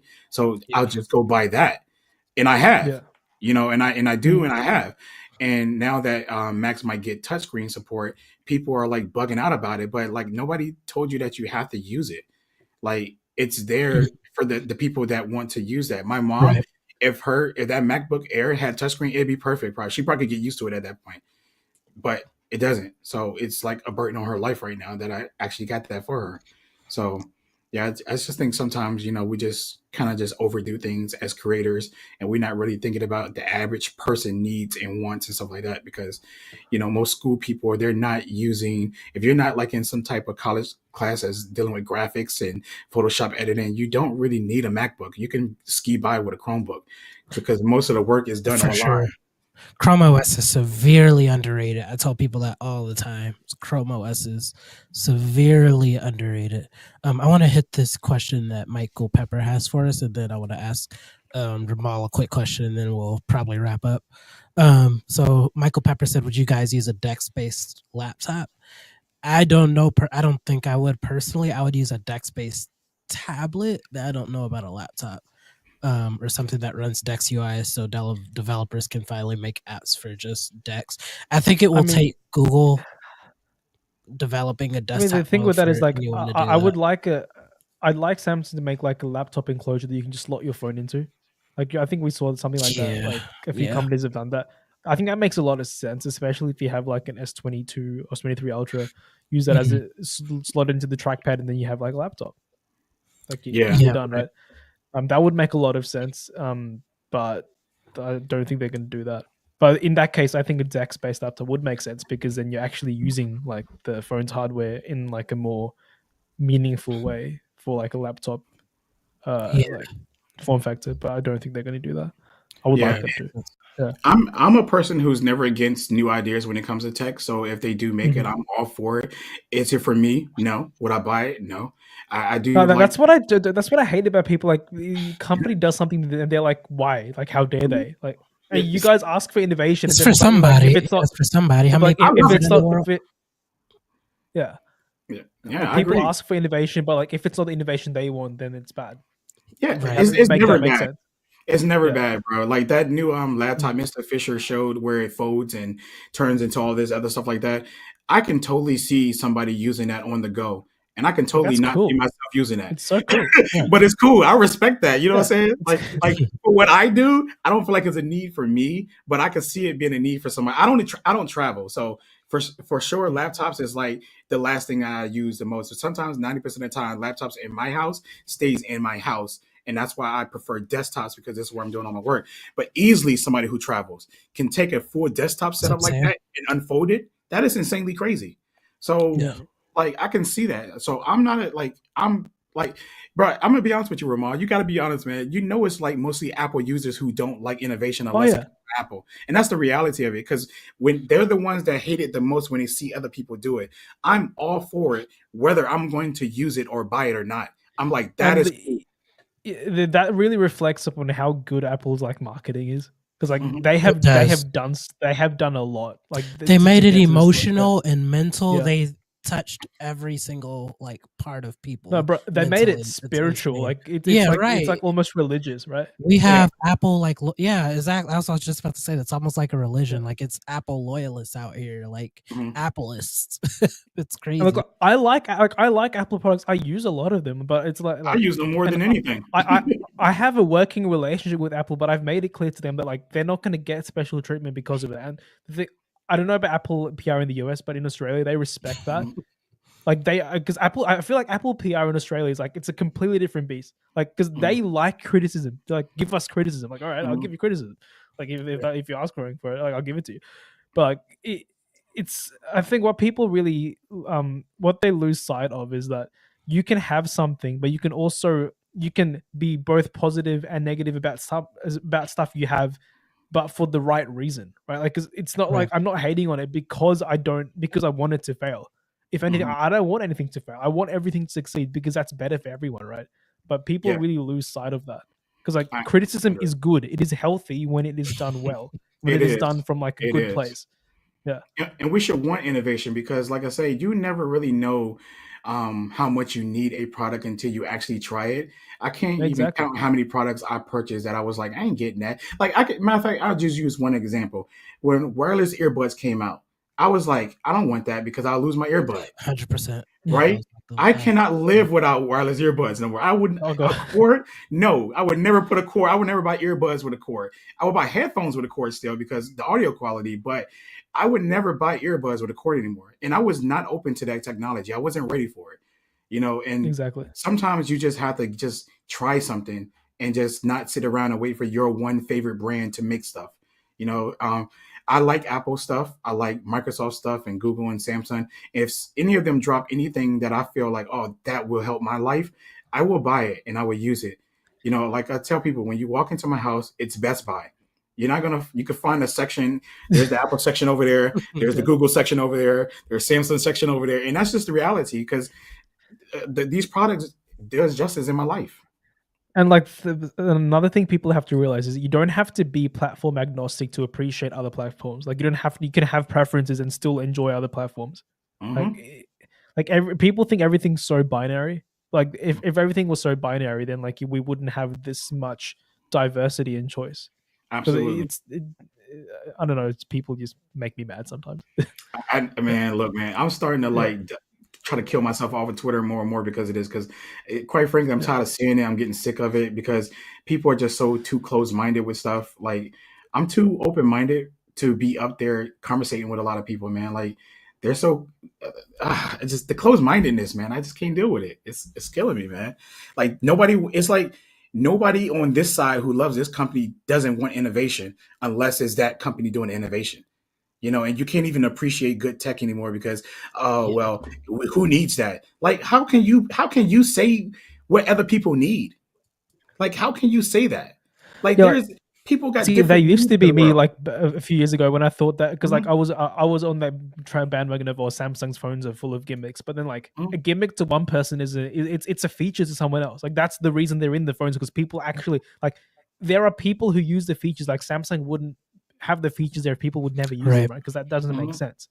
Like, Yep. it's there because Yeah. people like using them, whether you don't like using them or not. Like that's not relevant because people like using them, and these smartphones aren't made for you; they're made for a collective, right? Exactly. Because people are so personal with these products. That's the problem. They're too personal with it. Exactly. So while we're talking about innovation, I definitely wanted to hit this tweet before we wrap up that Ramal posted a few days ago. Oh, there we go. MacBook should No, not I have can explain myself there. Yeah. There is no need for MacBooks to have touchscreens in their current state, as it wouldn't add substantial functionality. If there are new software, hardware features, and implementations unlocked by a touchscreen, then I'm all for it. Explain Okay. yourself, Mr. Innovation. Okay, here's the thing, right? Okay. I like having a touchscreen on my Surface Laptop Studio. You know why I like having it on my Surface Laptop Studio? Is because I can turn it into something that's not a laptop. But this is very personal. When I use a laptop, I don't reach for the screen. I don't reach for it. That's just this is how I use it, right? That was like a very that's why I That's think I fair. had like yeah. But here's the thing. So the Surface Laptop Studio has a touchscreen because when I put it into like it's like do you guys know what the Surface Laptop Studio is, right? The one where you can like the screen Yeah. kind of folds into the keyboard. I like the touchscreen on So that easy. because it adds functionality that it didn't previously have if it wasn't for the touchscreen. For me, like this is again my opinion, for me specifically, a touchscreen on a Mac in its current form wouldn't change the way I use my Mac. It wouldn't. That Because makes like there sense. is there is nothing I can do on a Mac with a touchscreen in its current form that I can't do without a touchscreen. However, if Apple added some software features or some hardware features that would actually necessitate a touchscreen, then I'm all for it. But if here's the thing, if a touchscreen Mac means it's going to get more expensive, I don't want it because Macs are already expensive enough as it is. And like you know for a fact that Apple's going to upcharge you for a feature that's already been like a standard thing. Like they're going to do That's it. true. But if that's the case, I don't want it because like back before I got my first MacBook in 2016, I used to I always used to use touchscreen Windows laptops because the trackpads sucked. But Mhm. Apple trackpads have made it for me personally to the point where I don't need a touchscreen to do all the gestures that I can do on a trackpad. Now again, this is very personal. This is something that I think it's a very controversial take. But if MacBooks get more expensive because of a touchscreen and they add no extra functionality, I don't think it's something that I would personally want unless it added That's fair. functionality. That's fair. Okay, Yeah. so here's my take on that, right? I'm all for Macs having touchscreens. I agree with everything that you said about the pricing and going up. I would definitely hate that. It's crazy that we know that in reality, if Apple did add touchscreen, they're going to raise the price when we know you can buy a touchscreen laptop at like $199, but Apple will somehow increase that price to about $430 just because they added functionality to it as far as touchscreen. Now, do macOS, would it be nice if they added some cool features with the touch with macOS? Of course. Do they need it? I don't think so, because when I use my Surface laptop, I just hit it to open an app. I hit it to stroll, if anything. And that's about it. It's not like I'm using it as a fully controller, like as a tablet. I just kind of happen to find it quicker That makes sometimes sense. to just touch the Mhm. screen than go to my trackpad or put my hand back on my mouse. I could just touch it and select something or go over my screen and start strolling like this. And it's so much easier. So it's just one of those situations where if you never used a touchscreen laptop like that, then you wouldn't really fully understand it. But if you actually did in that sense, then you will see how convenient that can be sometimes doing that. And on top of that, I get it for the Surface Studio. That is 100% built for touch support because of how it can lay down and how you can actually use the pen and draw. That is a whole different Yeah, that's a beast. whole nother That's a thing. whole It has different beast. hardware. Yeah, it's Yeah, hardware dedicated to that stuff. Yeah. exactly. And that's not comparable to a MacBook and a Surface laptop. Those two will be comparable. It's just there to select and stroll mainly. I couldn't see myself trying to like function and operate everything from it or whatever, but it's just a convenience. And that's how I look at it. Okay, so what I failed to mention was when I used the Mhm. Surface Laptop Studio as a laptop, I never used a touchscreen. I never Yeah. reached for it. I think that's also like a very personal thing because when I'm like using a laptop, I don't like reaching for the screen because I don't find that a comfortable experience. Yeah, and that's But understandable. yeah, That's understandable. And I know that for me, I do. I even touch my computer monitor screen sometimes. I actually look, just so you know, I used to have a touchscreen monitor. And it Oh, was so much easier for me to touch my touch yeah, screen. It was a 24-inch monitor that I purchased that was a full touchscreen and yeah, 1080p. And I got rid of it and then got a regular 4K monitor. And sometimes I kind of find myself, but that's because I'm used to that. And if you're not yeah, used to it, I can understand your situation, how you feel like you're not gonna, you have no incentive to touch the screen. But somebody Yeah. who's been using Windows or touchscreen everything, I'm kind of like I try to touch everything. Literally, I get in people's cars, try to operate their radio. I'd be like, "Oh, dang, that's right." it's just a Yeah, habit. I'm gonna play devil's advocate to my own stance about MacBooks not needing touchscreens. MacBooks, like, here's the thing, because MacBook screens already get so fingerprinted that they might as well just add a touchscreen because people are going to touch the screen anyway. Like, I've kind of found that. Like, I don't even touch my MacBook screen, but there's fingerprints all over the All screen. I don't over know it. where they're from. Like, Yeah. So from real that quick, point, they yeah, might as real well just quick, add real one. quick. So Yeah. I had the experience where I had an iPad for a few years, Mhm. and then I got a MacBook Air because of the job that I was working required Mac. When I tell you, when you first get into both, it is so ridiculously similar that I kept reaching for my my laptop screen because the OS is just so similar, and it Yeah, looks like a tablet OS just because of that's just how it looks. it does. Oh, Apple has done a few things with macOS to make it feels like they're making targets bigger as if they're like planning on a touchscreen. Because if Yeah. you go to the Mac Control Center, it's like the iOS control, like things are big, like as if like they made. Yeah, finger right. Yeah, input, that's what. right? Yeah, it threw me off. So I would touch my MacBook screen accidentally like at least 20 times a day. Just Yeah, I actually insane. bought a screen protector for mine, so problem solved for me. But yes, Ramal, you and both of y'all are 100% right. Yeah. I get fingerprints on this thing, and I used to be like, oh, it just. I mean, I got a bad OCD, so I always got like a cloth in my pocket. And I'm sitting here wiping my screen off all the time. So I just went ahead and bought me a screen protector, and now I don't get. I get lint now, so I got another problem.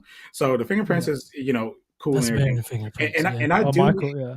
I do hate Apple keyboards when it comes to like fingerprints because you can really see the oil from your fingers up here really bad. And, They get shiny. It's like obsidian after a week. Like, yeah, it's shiny as hell. Yeah. they need to use like I don't know what material they're using, but they need to like the keyboard is fine, but the material they're using needs to change because I'm sick of that. I even bought me Like my cover for it. entire MacBook looks pristine except for the keyboard, and I treat it really well. Right? It's just like if you looked at the keyboard, you think it was like a 10-year-old Mac, but it's like literally 14 months old. That's how bad So it is. I want to hit this Michael Pepper comment. He's always leaves the best comments for sure. This is something a lot of people forget about, like with the development of like M1 and that type of chip or hardware. Mac OS supports iOS and iPad apps for the most part. Like, Okay. there are a See, few okay, this exceptions, is something where this is why Macs would need touchscreens. I forgot about this when I tweeted. Okay, now Macs need touchscreens because Okay. I See, completely changed my stance. Make up your mind now. I Make forgot up your about that. mind. I forgot about that. I forgot about that. Okay, Okay. because I used Luma because I used LumaFusion on my Mac just to see what it was like. It's like the input is designed for touch, but you need to use a mouse. It sucked because all of the gestures were like touch based, but you can't do touch based gestures with the mouse. Like you can, but it just sucks.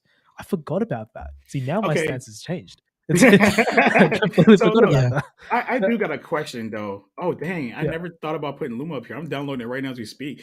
So the input's going to be weird because they expect you to touch the screen, but you can't because it's a Mac, right? Oh, I don't expect to really use it. I just want to try it out and see. I use DaVinci anyways in Final Cut. So. But anyways, with that being said, people said that these apps have support. The Macs have support for apps or whatever like that. Look, the only good apps I ever found up here was like Twitter and maybe like 3 other apps. They don't really have like a large selection of apps like they do on iPad that fits on the MacBook. And you know why? Because the MacBook doesn't have a touchscreen, they won't work properly. Just everything it makes sense now. It just makes so much sense. Okay, because whenever I was like, you could download apps for your M1, I'm like, bro, these apps suck. I want my Instagram up there. I want my Facebook up here on a Mac. Like that would suck. Like yeah. Okay, that makes sense now. I mean, I'm pro touchscreen anyways, so I'm a changed man. Because it makes sense though. That's why. Yeah. So I do definitely want that, but I'm gonna try this Luma up here. I'm over LumaFusion. I can't believe Galen. I don't know if you guys have used CapCut on the Mac. CapCut actually. That's what Galen used. That's what Galen used. So good. It's fire. Best free video editor by far, by a lot. Best free simple one compared to like DaVinci Resolve. Well, it's like the best free best free simple video editor. Yeah, it's insane. I was just about to ask you guys, do you guys ever use the Apple Touchpad? Because I've been thinking about getting one because I primarily use the Magic Trackpad. The Yeah, trackpad? that's the Magic Yeah. Trackpad. Yeah. You mean this one? Yeah. Yeah. I definitely like plan on getting one of the sort for Windows. It's really because- nice. I use it with sometimes when I'm feeling a little dangerous. I like to connect my iPad to my TV and just use it, pretend that it's a Yeah. desk setup, and I use this with it. So good. Well, Yeah, I definitely actually get put it one in on. my. I actually had put one in my cart, and I went on Twitter and asked everybody about the Magic Trackpad. Everyone says it's good and stuff like that. And then Ike, he was like, "It's like using the MacBook's trackpad," and I was like, "Damn, I guess I'm not buying it." Yeah. And because Oh, you don't like the I- MacBook trackpad? okay, let me rephrase what I said a little bit, right? Yeah. I don't like laptop trackpads. I don't use them. I'm using a mouse right now with my laptop. I don't like Okay. trackpads. It's too cramped. It's too small. I can't get precision touches or whatever I'm trying to do, whatever. So I don't use them. So when they was talking about how it's beneficial for Final Cut of zooming in, it blew my mind when I went to Twitter and I was actually editing the video in Final Cut and I took my MacBook trackpad and I went like that. I said, get the fuck out of here.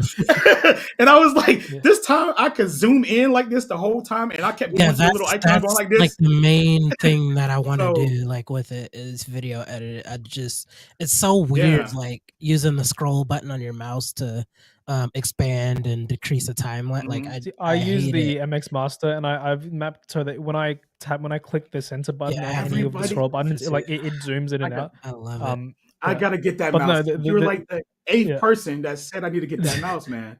Yeah. Whew, So I what gotta did you get that map? mouse. Amal? What did you map? So I mapped the send. Like you see the button there, that one. Oh, sorry. Let me Oh just, yeah. this Yeah. one. So basically, I don't remember exactly what it is. So I mapped it so that when I click that, and if I hold that and use any of the scroll wheels, Mhm. it zooms on that axis. So for example, if I'm like on a video timeline, it like expands the timeline. If I Okay. click I see this what you're button saying. and I scroll on, if I click and hold this, and then I scroll on the side, bro, I can't Ramel, control real the scroll on quick, the I'm gonna side. cut you off. Yeah. Somebody's Yeah. trying to find you on YouTube. Did you make a YouTube channel yet? Oh yeah, he I has have- YouTube. Has ju- like I 3K don't subscribers. post on it though because I don't have the time. I don't have time. Okay, Um, okay. I did I tell probably them that you're a should, TikTok yeah. person though. Yeah, because they were trying Yeah. to find you on YouTube, but I was like, he's TikTok. Yeah, So- I do. Okay, when the iPad 10 and the iPad Pro M2 came out, I pretended to be a YouTuber and I made the videos for Mhm. embargo. I don't know how these people do it. It's so stressful. It is so stressful. Like, Yeah. I don't know how people do it. It's insanely stressful. Like I can't put can't. myself through that stress. Yeah. I can't. Galen's a champ because he edited on tablets. I can't do it, man. Yeah, it's so much more immersive editing on touchscreen for me. It's It really is. hard to go back to a computer. I'm trying to use like desktop editors now, but like Wait, Galen, certain- have you like used certain things like CapCut that. on Windows? Have you used CapCut? Yeah, on I Windows? have it installed. Yeah, I use it all the time. Like I use that for my church's video editing that I do. You can even do LUTs and color grading in CapCut. Like what? Like it's insane. Yeah. insane. Yeah. It's so good. It's definitely like the best short form content editor by far. Oh, and the auto captions are just spot on. Love it. Bro, yeah, and it's just- I can't. it's so much. And have you used like the little like the camera feature on your phone? You basically get the TikTok camera. No, I Yeah. haven't done Have you that. used that That's something yet? you can do. It's No, so no, what is cool. that? Like you get all of the TikTok filters and features in CapCut, so you could like record.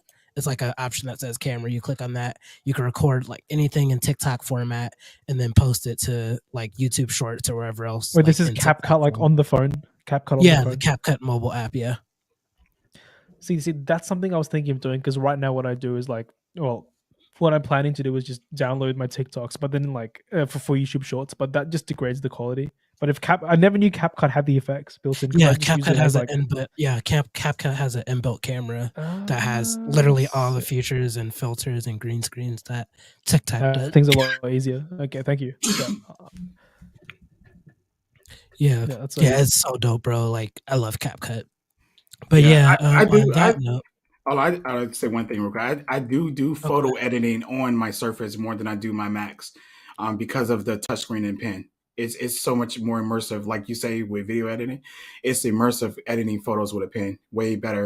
But of course, Oh, like it's so good to touch the thing you're like touching the thing, yes, that you're actually editing and manipulating. Yeah, It's a different experience. Yeah, it's so much better because I'd be like this, and I'd be having a pen in his hand, and I'd be sitting there, cleaning up blemishes and everything else, and just pinching it. It's just so much better editing. That's why I love Photoshop. Lightroom on the iPad. Yeah.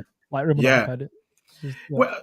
Well, only because I'm not a Lightroom person. Lightroom is like beneath me. No offense to anybody that uses it. It's just that I don't have. It's just that I'm sorry. It's just that like I'm a portrait photographer and wedding photographer, and now I'm getting into product shots, as y'all can see from my posts and stuff like that. I'm trying to get more into that, so I post my product, my stuff that I purchase. Anyways, with that being said, the Lightroom doesn't give you full control over your photo like Photoshop, and that's the only reason I don't like Lightroom is because. When it comes to people and certain things, you can't do certain things under Lightroom. You have to like port it over to Photoshop to get stuff done and port it back if you want. So for basic people who's okay with just sliders and stuff like that, Lightroom is perfect. But I'm beyond the sliders at this point, so that's where I'm at. The basic bitch. I need my sliders. And I don't take that. I don't take that from anybody because I understand why people love Lightroom, but. Like I say, I'm beyond Lightroom. No. You get me. I don't like Lightroom. I use it because it's like the only thing I can use because Adobe's pricing structure is just dumb. I hate it. I use Lightroom. I use Lightroom and Photoshop because I don't really have that much choice if I want to like collaborate. Like, what choice do I have? I hate that. I hate that about Adobe. I bought Infinity Photo, I think, on my Mac, and I bought it. I think I bought it on my Mac, and I think it's on my Windows. I think I bought that. Affinity. I think I bought that, and it's like Photoshop, and I tried to use it, but I don't know why. I want to switch over to it because it's a one-time fee versus Adobe. I'm paying Adobe every month for Photoshop, and it's irking my nerves or whatever like that. I used to pirate the program. I ain't gonna sit here and lie. And when it came to me having it on Mac, every time I pirate it, somehow it just doesn't work again. It doesn't work again. But if I pirate on Windows, it stays forever. For some reason I just can't get it the registry or the keygen to stay on Mac or whatever for some reason. So I caved in and just bought it, and now I use it on all of my products and stuff. But it's a sad life because I feel like we could definitely do like a whole podcast just on video editing, photo editing software with YouTube. Oh, for sure. That would be insane. You already know it, man. This is a dope conversation as always. Me and Ramal, I just hit up Ramal like literally today, talking about how much I miss like the old, like we used to have like 5 people here just talking tech. We're probably gonna definitely get back to that because it's just so much fun being able to just conversate with people who follow the same things you do. It's just a dope sense of community for sure. So I appreciate you for joining us, Ramal. No worries. Appreciate your time, man. I love being on these like chats. It's just fun, like it's no holds barred, just talking about tech. Hey man, it's better than Twitter. We all met thanks to Twitter, but like Twitter just kind of run its course. So it has, for sure. Yeah.